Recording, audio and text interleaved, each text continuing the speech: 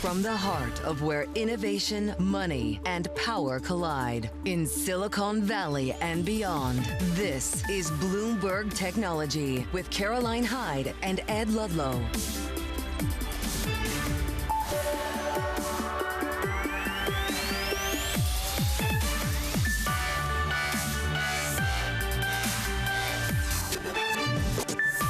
Live from New York, I'm Caroline Hyde.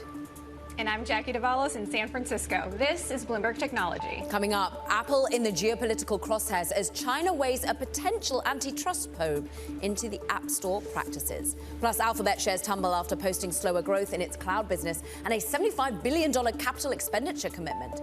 And AMD falls on a disappointing outlook for its AI chip growth.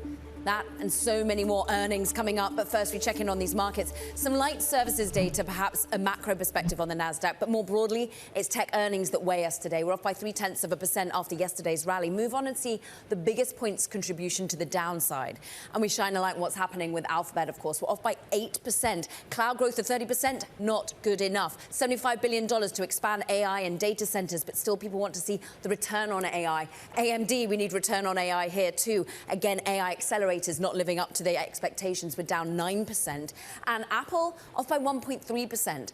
A key issue here is China and the US and a potential antitrust probe coming from China, all regarding its App Store. Let's get to it, Bloomberg's Peter Elstrom, because the timing here is, of course, amid this tit for tat from US and China in tariffs. But this started before Trump came to office. Yeah, that's exactly right. So what we've heard from sources is that Beijing regulators are looking at Apple and specifically the policies around its App Store. It takes a 30% cut of app revenue like it does in other countries, too. And also it kind of locks down payment systems because it wants you to make those payments through the Apple Store in particular. So we've heard that SAMR, the regulator there, is taking a close look at Apple. They've called in executives from the company and some other executives, too, to find out more information. Now the ball's in Apple's court to respond to in some sort of way and see whether they're able to address this or whether regulators are going to have to take more action. To be fair, though, this is the same kind of action that Apple has faced in other countries, too, where there are concerns about the App Store, how much money it takes away from developers, and whether that's actually a level playing field for other companies. Peter, one of the outstanding questions is this just a bit more bark than bite? And what is the time horizon here? Because a lot of these probes take time to play out. Do you have a sense of how long it'll take before companies actually see a hit from some of these probes? Yeah, that's a very good question. This is coming, of course, in the middle of this kind of geopolitical tit for tat between the United States and China. So the U.S. levied the 10% tariffs on Chinese imports, and China has responded with some more careful, targeted things, including an investigation into Google, which has a similar kind of App Store issue, doesn't have that many operations in the country beyond that. So I think politics are going to play a role here. We're going to see how that plays into the negotiations with these companies. Beijing has a very forceful regulatory arm if they do decide to go ahead and take action against Apple, Google. We know they're investigating NVIDIA, too. It could be very punitive for those companies, but it may have to do with the dynamics between the two countries, in fact, rather than the companies themselves. Bloomberg's Peter Elstrom, we thank you. Alphabet shares dropping after fourth quarter earnings missed expectations yesterday. Investors were disappointed by a slowdown in sales in Google's cloud unit. For more on this, we're joined by Brent Thill from Jefferies. Brent, when we look at Google, Alphabet's cloud sales lagged by 2%. This was, behind estimates. It's the second hyperscaler to lag on this front in the last week. Microsoft last week posted disappointed cloud numbers. What's driving the decline for Google specifically? Because the Microsoft story was a little bit different there. Yeah, the common thread is Google and Microsoft are indicating, slower growth. Now, I want to be clear, last quarter was an anomaly for Google, so growth went to 35 and then went to 30 this last quarter, so I think everyone is concerned about the magnitude, but they did say there were some one-time items. Growth in Q4 is still up from the front half of the year, so it's not like things are falling out of the sky, and even for Microsoft, right, they had low 30% growth, they wanted to see mid-30s, and they didn't see that acceleration, they took that off the table. So we're still talking 30% growth across both companies.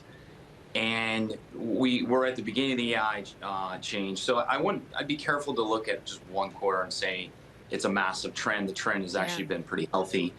And then I think the other thing is you kind of have this bug zapper light, as we call it, with AI. Everyone gets attracted to this light over here and says, AI, AI, AI, and then they forget about the core workloads, right? And so Microsoft highlighted that their AI piece was strong, the non-AI piece was a little weaker. So I think part of this is we're on a journey. We're at the beginning of the journey. There are going to be some rocks and pebbles and, you know, barking dogs that cross the path on the way that you got to navigate. And it's not like a straight line up. But ultimately, I think it's pretty good. Now that, but Brent, just on the pretty good thing, can I just ask about the $75 billion capex though? Because we are trying to understand whether you should be committing such significant investment at this time if the return on AI is still questioned. 100% you should be committing. The question that everyone's asking, and every company, when you ask the companies this question, and Microsoft will say, do you want us to get 5% market share or 50? We're at one of the biggest tectonic shifts. The CEO of Medtronic, every board in America globally, we're talking about China taking down $1 trillion of market cap last Monday. Do you want to be involved or not? And there's a price to admission.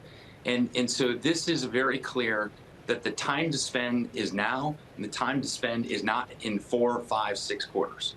And so, to your point, what happened last Monday, the takedown that was born by DeepSeek, and actually we did hear from Sundar Pichai talking about DeepSeek. Just take a listen, Brent.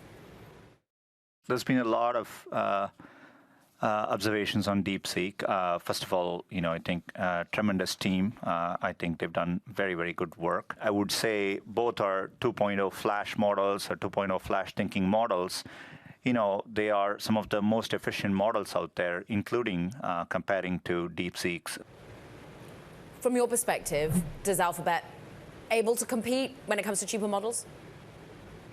Yeah, I mean, look, the China training thing is nonsense.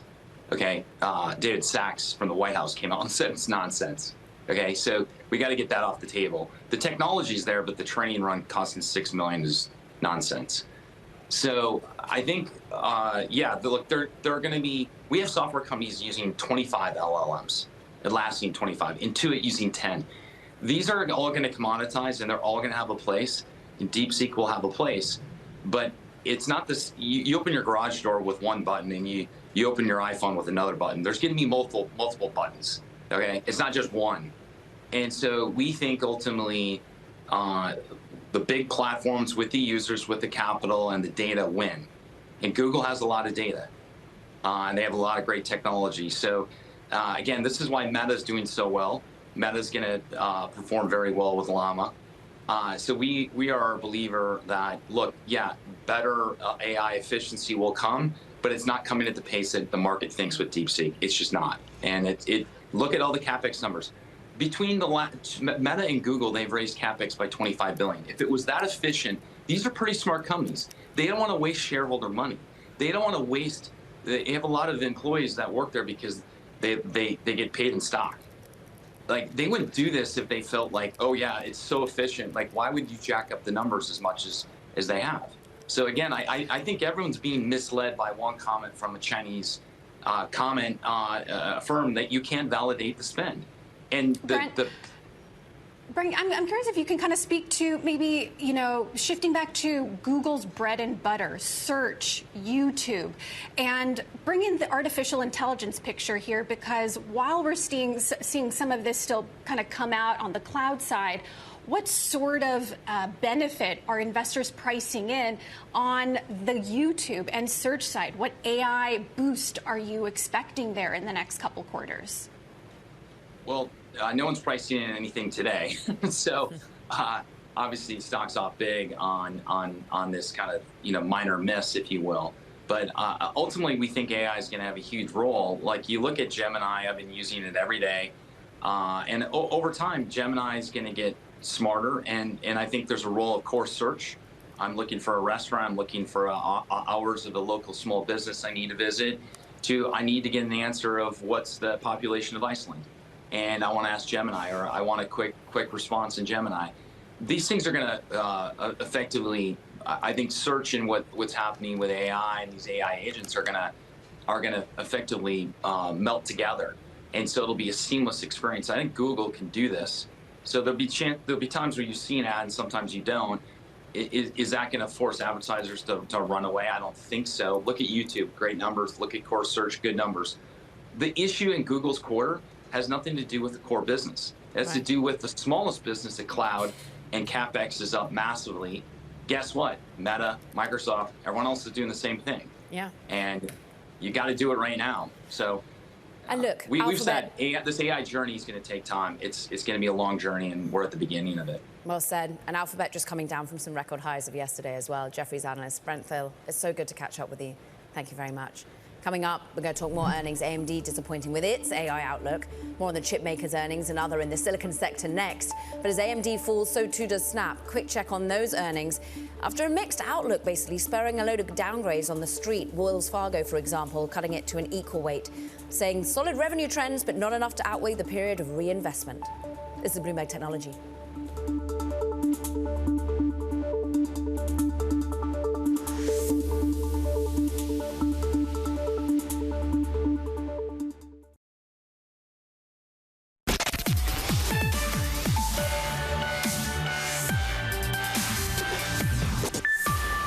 Shares of AMD tumbling today after the chipmaker left investors with a disappointing outlook for its AI data center business, saying they see strong double-digit growth.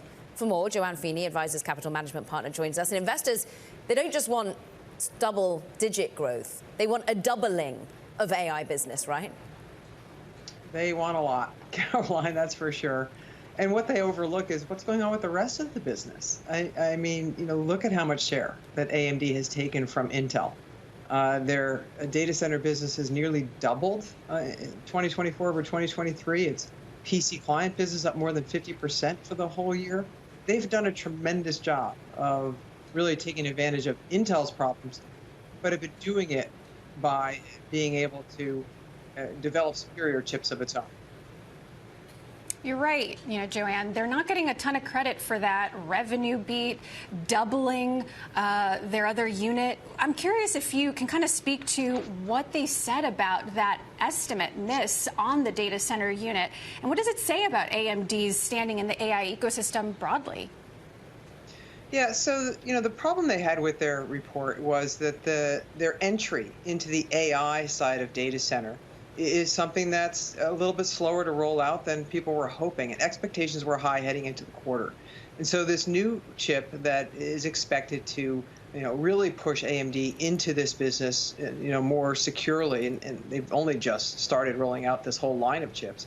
That new chip, the MI350, isn't now expected to ramp until the second half of this year. And so consequently, their guidance was softer than expected for the data center.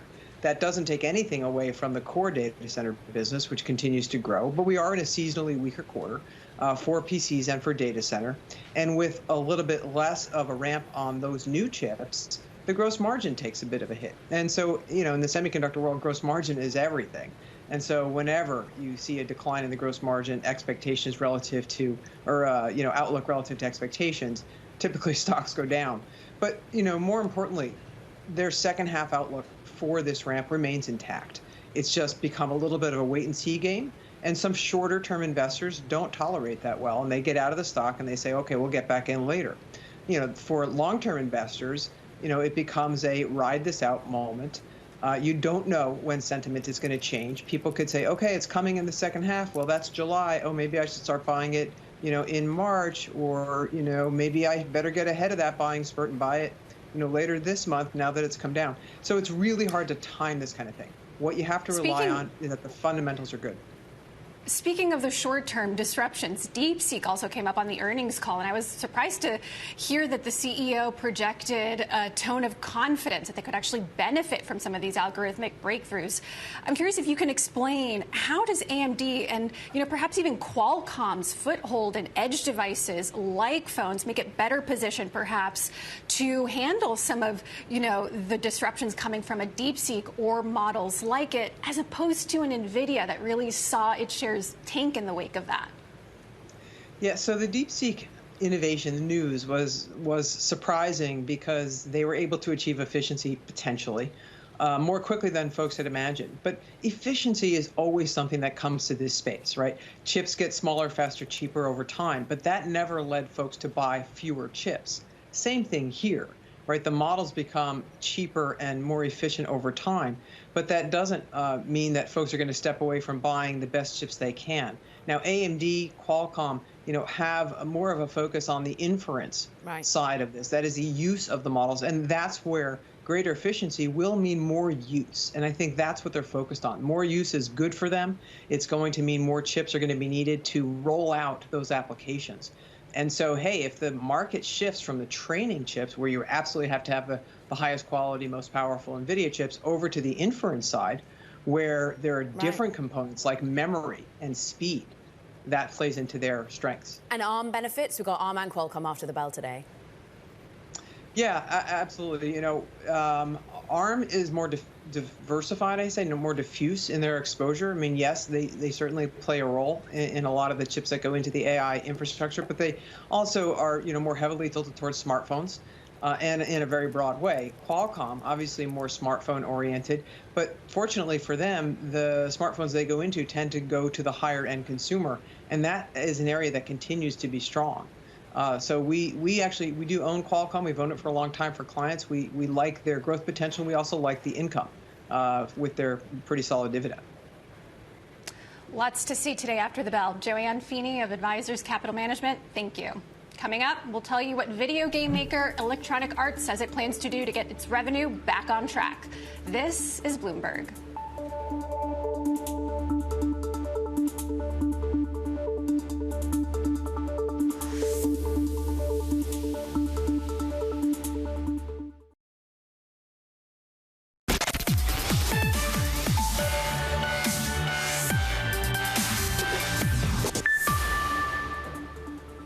Electronic Arts cut its full-year revenue outlook yesterday. That follows a decline in the company's third-quarter sales. For more on what we learned from the video game publisher, we're joined by Bloomberg's Jason Schreier.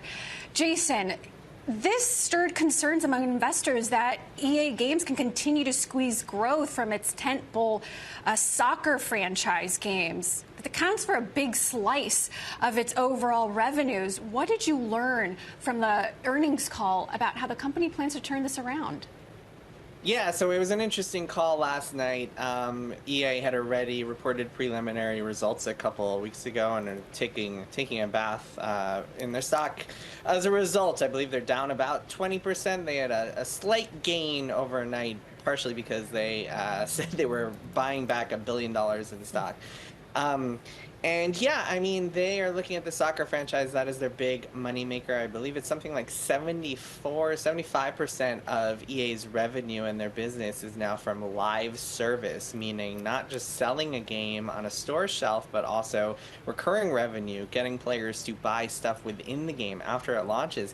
And the soccer game is a big part of that. This recent kind of disappointing quarter is a result of this new soccer game not having the same kind of long-term revenues that they hoped for. Analysts at Morgan Stanley, for example, calling out lower user acquisition, softer engagement with FC. But they also then turn their attention to Battlefield and basically a slipping calendar date there too a bit, Jason. Yeah, it looks like they are planning on releasing the new Battlefield at some point this coming fiscal year, so before April of next year. And yeah, this one has been a little while in the making. It's been a while since EA's recent Battlefield, most recent Battlefield game. Battlefield has never been able to keep up with their biggest rival, Call of Duty from Activision Blizzard, so it'll be interesting to see how they perform this time. They, for I believe the first time, they have 4 different studios within the EA organization just working on this single Battlefield game, so it is a humongous bet for them. Jason, one of the company's challenges right now is getting users to play the updated version of the game, but they're still pretty interested in playing the older version of the game. How does the company typically deal with something like that? this is the eternal video game industry problem right now, which is that you have so many people who just don't feel compelled to keep buying new games every single year when they can still have a great time playing their older games, playing Fortnite or playing a previous iteration of the sports game. In the sports, it's been interesting. Traditionally, a company like EA has been able to get people to keep buying new releases because of roster updates and kind of slight feature enhancements. In the case of the soccer games, formerly called FIFA, now called EA Sports FC, one of their biggest investments is this kind of like this ultimate team mode where basically players have to buy these kind of loot boxes or card packs that give them randomly generated players and stats, and it's this whole big ecosystem that a lot of people have criticized for feeling a whole lot like gambling. And EA's hope is that EA has said that the most recent entry is a little bit unbalanced. Right. Players didn't like a lot of things about it, and they're hoping that a big update they just released a couple of weeks ago will fix things and get people back on track. Jason Schreier, thanks so much for the update on EA. Now on to more earnings. Uber shares falling on weak gross booking guidance. Bloomberg Intelligence analyst Mandeep Singh is in the house, and look, they're blaming weather. You're actually more worried about broader deceleration from ultimately monthly user growth. Yeah, look, I think when you look at their 3-year target of mid to high teens, what could kind of get them there? It has to be the mobility segment. That is the core business. The delivery side isn't that profitable still when you compare them to DoorDash. And on the mobility side, everyone is so worried about Waymo rolling out to 10 more cities. Now, granted, the number of rides that Waymo is doing is a fraction of what... And Uber has a relationship. But only in 2 cities. So that's the catch here. It's not, a relationship that spreads across all the cities. And that's what I think investors are worried about. If Tesla robotaxis were to come this year, and that's a big if, and they get all the regulatory approvals they need, then you could make the case that mobility, growth will slow down. And DoorDash has partnered with Lyft now, so I would say Lyft should benefit from DoorDash's distribution. So all those factors kind of weigh on the user growth, and then it's very hard to make a case that the ride frequency will grow, given Waymo is expanding in all these new cities. Mandeep, in 30 seconds, Uber shed its self-driving car business years ago. What's its strategy today? Has the company said anything about how it plans to go about that? Yeah, they mentioned that they will be looking for the right acquisitions, and they don't want to spend too much in terms of making an acquisition, but it's pretty obvious that they will be looking for tuck-ins and adding their own technology to avoid being disintermediated here. Bloomberg Intelligence analyst Mandeep Singh, we thank you. Now coming up, Disney stock gets a lift from its streaming strength. We hear from CFO Hugh Johnston next. This is Bloomberg.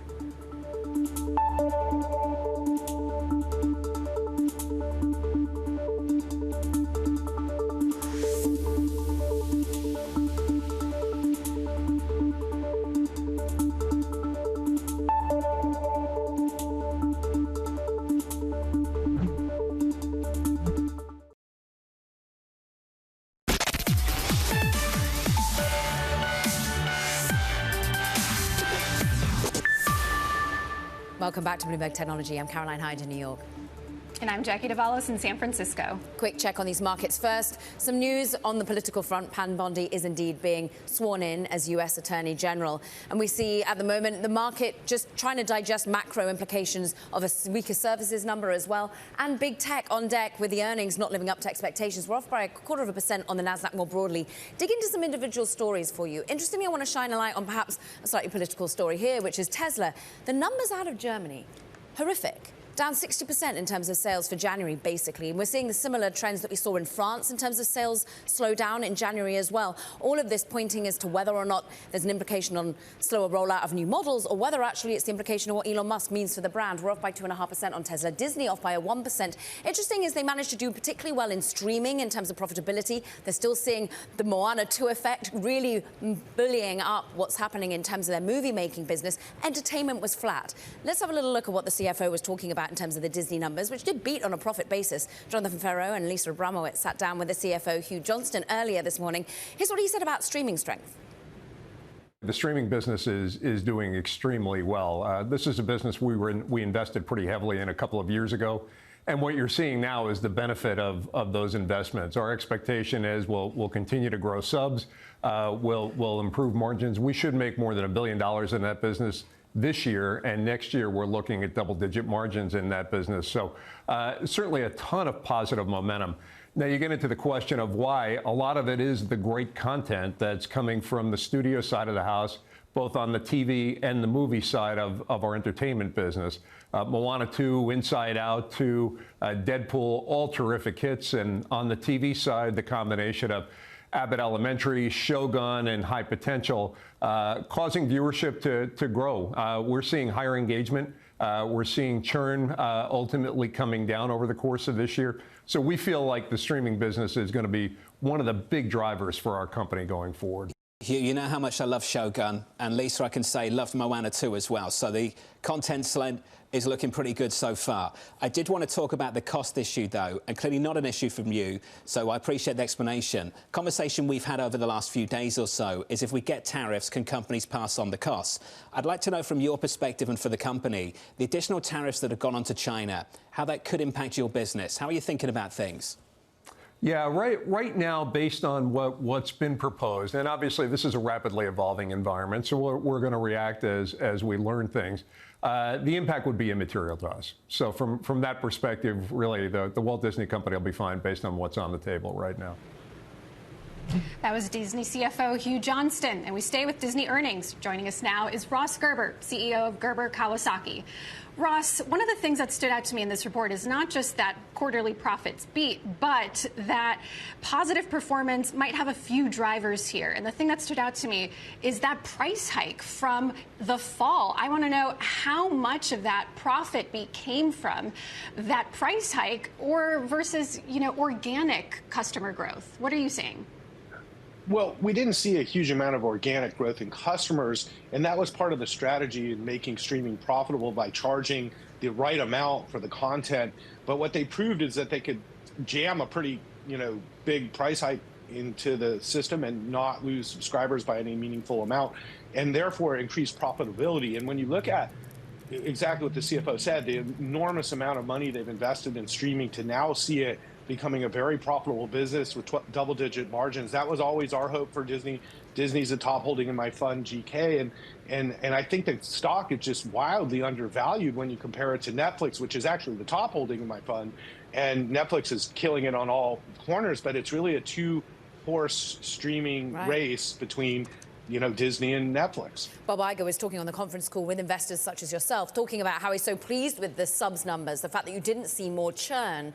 But what about the growth story back to the likes of entertainment? Yes, you want to see streaming being a real pillar for Disney going forward, but we've got broader entertainment, we've got TV and cable being difficult for them, not to mention people getting onto the latest boat or into the latest park.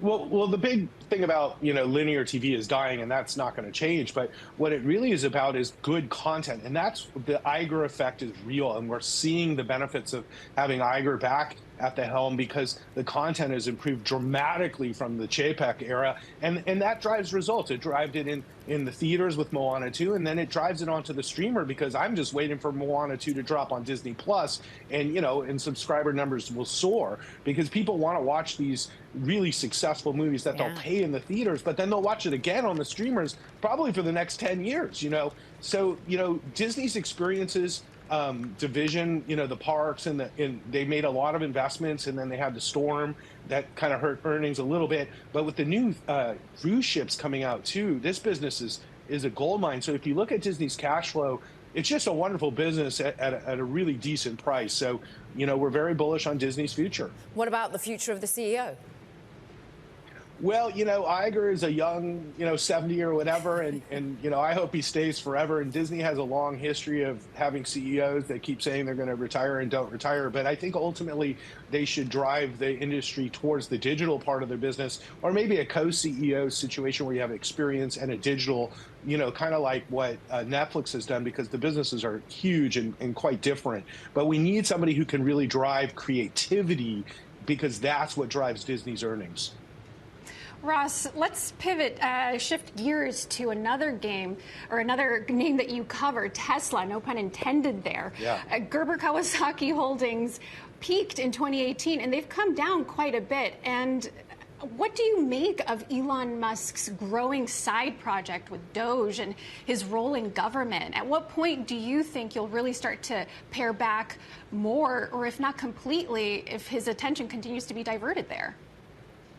Well, there's a lot of things to unpack with Tesla. First of all, his full-time job is at the government right now, so we all know he doesn't really work at Tesla. And that's not so bad because many of the people at Tesla are actually fine with that because he's quite disruptive. That said, the goals for Tesla are quite immense, and you know, they have very little time to achieve them based off the timelines that they've set out.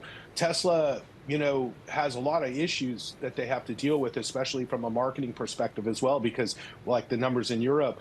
So, you know, we've been a seller of Tesla over the years because we had such an overweight position because we made so much money in Tesla from 2018 to, let's say, today. And so, you know, we still own Tesla because it's the most impactful company for climate change in the world. And that's a theme that we very much believe in. They make the best EVs, and if they just focused on their core business and really stopped all the political noise, I think Tesla would be fine. So, you know, it's a really difficult stock to own, and we still own it. And you know, it's not a big position, but then it, you know, doubled in value. So we've been taking profits again. Ross, to your point about the climate change opportunity, does that still exist in a Trump administration where perhaps that's not as prioritized as it was previously? Well, I can tell you because I just fought the fires myself in the Palisades that when you're looking at 70-foot flames burning up an entire city in one night, or hurricanes in Florida, or ridiculously cold weather in the north, or whatever you want to look at, climate change is not a political issue. It's a real issue that all of us in the world are facing, whether we like it or not. I've seen it firsthand. Mother Nature does not want us here anymore. So we need solutions real badly. And Tesla is the best solution for climate change between battery storage, charging, and the EV business. So people are going to buy EVs because they're better cars than gas cars. They're a better value for consumers, and it's good for the environment. And this business is growing globally, and every car maker is making great EVs now, and that was the goal of Tesla originally. So we've been successful, but this trend towards EVs is not going away because of politics. Thoughts with you, with your neighbours, for what you've been fighting over the course of the month in LA, Ross. I want to go back to what you said about Europe, because as I mentioned earlier, the numbers out of Germany are pretty astonishing, down 60% in terms of sales. France down 60%. Is Europe feeling the impact of Elon and the marketing impact more than the US, or is this just a lack of a lineup? No. This is 100% politics. I mean, when you go into Germany and you start supporting the right-wing, almost like Nazi party of Germany, you're going to get a lot of Germans not buying your vehicles. Remember, Europeans are very conscious people, and they pay a lot of attention to things that are important, whether it be, you know, the quality of their food or water, and also they care about climate. But when push comes to shove, Elon's agenda is a direct affront to the direction of Europe, and Europeans are you know, voting with their dollars, and they're not going to buy Teslas because they know they can buy other EVs that are just as good. So, you know, we're just starting to see this. It's happening in California as well. This is a big problem for Tesla long term, and I'm really concerned they're going to be unable to grow sales moving forward with the current, I would say, anti-marketing campaign of Elon. You mentioned, of course, the AfD, which is the far-right party in Germany, which in many ways Elon Musk has lent his support to, Ross. Bringing it back to, therefore, what the company needs to do fundamentally. Look, it doesn't matter. The numbers didn't live up to expectations. We've got, ultimately, following Waymo in terms of robo-taxis on the ground, but that's right. The market still pushed the stock higher. So is it completely disassociated with fundamentals at this point? Well, we look at it as the fundamentals of the business are worth about $200, and then the rest of the stock price is hope premium based off robotaxi and robotics and AI, which, you know, are legitimate, you know, opportunities for Tesla. So I don't want to poo-poo them, but I live in Santa Monica, and every day I drive, there's Waymos everywhere, really doing well. They're driving perfectly. They're taking rides from Uber. We saw that in we're going to see this in Uber's numbers, which we now don't own Uber because I think Waymo is a wonderful opportunity for investors for robotaxi, and it's way better at driving than Tesla. So I would say with the decline in Google today, boy, that's an opportunity for investors because that's a reasonably priced stock with things like Waymo that could be worth a ton of money in the future. So now they're launching in Austin right in Tesla's backyard, and it's almost like spitting in Elon's face now as he's pitching a robotaxi that basically doesn't work, and Waymo is really successfully, rolling out robotaxi. So this is a real competitor. And certainly we're getting outlines from Alphabet overnight of how many rides are being done by Waymo at the moment. Ross Gerber of Gerber Kawasaki, great to catch up with you. Thank you. Coming up, we're going to be joined by Sarah Guo of Conviction. We're going to be discussing the state of AI investing. That's coming up next. This is Bloomberg Technology.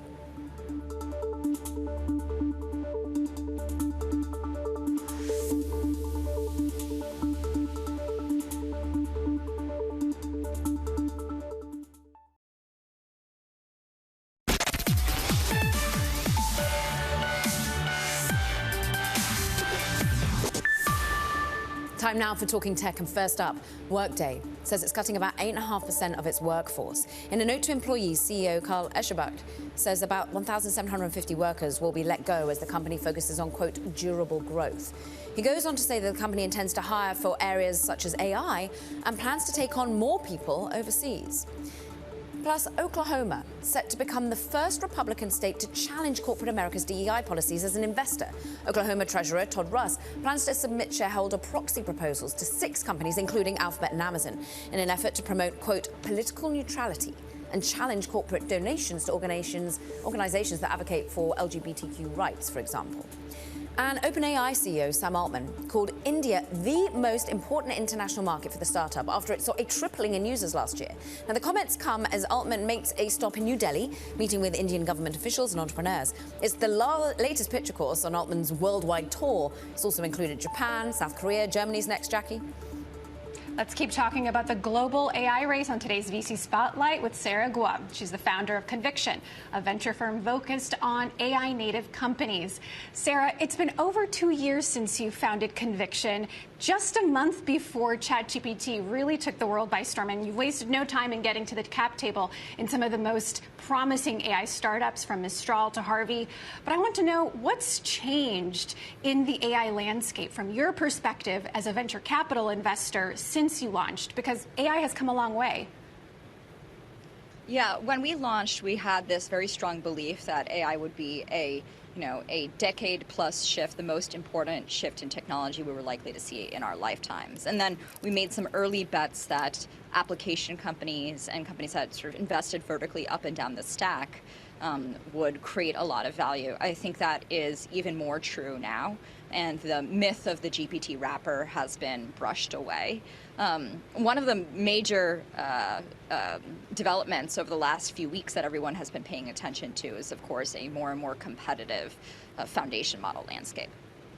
That's right. I mean, you were tweeting about DeepSeek in December before the world freaked out just last month. But we also had another venture capital investor on the show last week who called it a grave national security threat. And I would love to get your thoughts on the strength of that model, what it means for AI startups competing in this space. And do you agree with that statement? Is it a national security threat?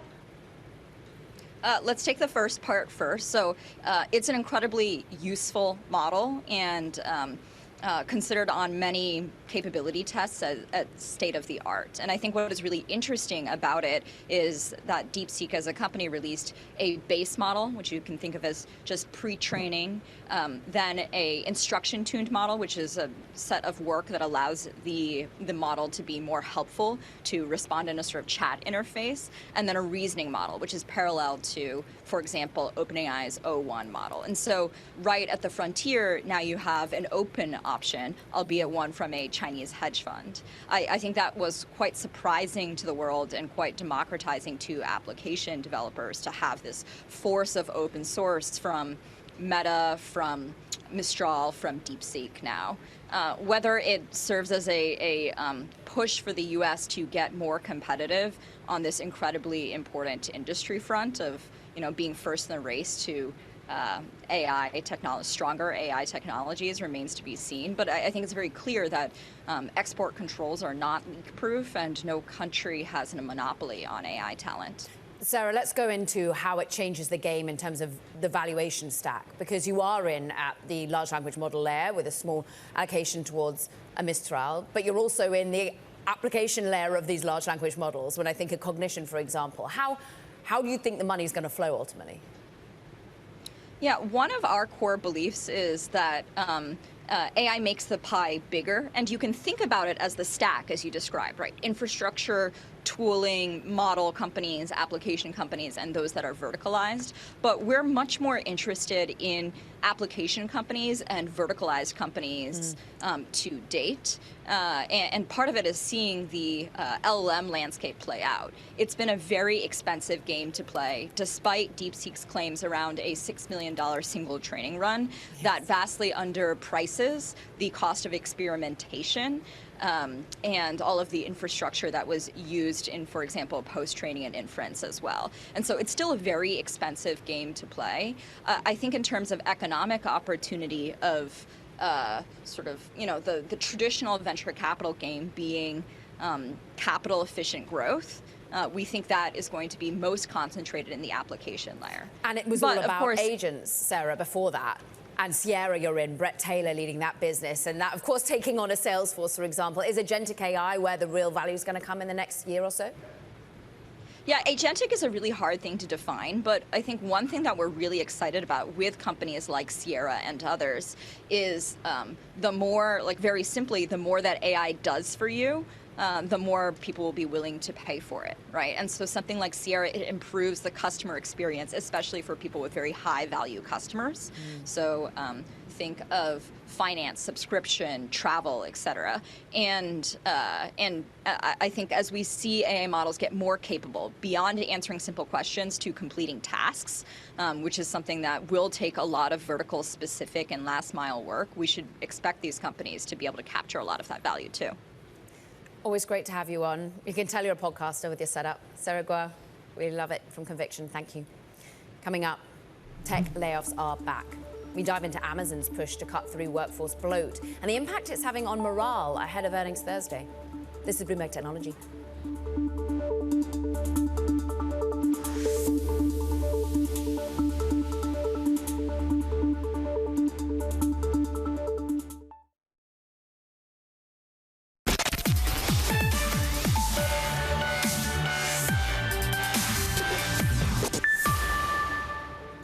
Amazon's efforts to cut out middle management bloat is sending ripples throughout the company, with many employees fearing uncertainty and a lack of promotions. For more, Bloomberg's Spencer Soper joins us now.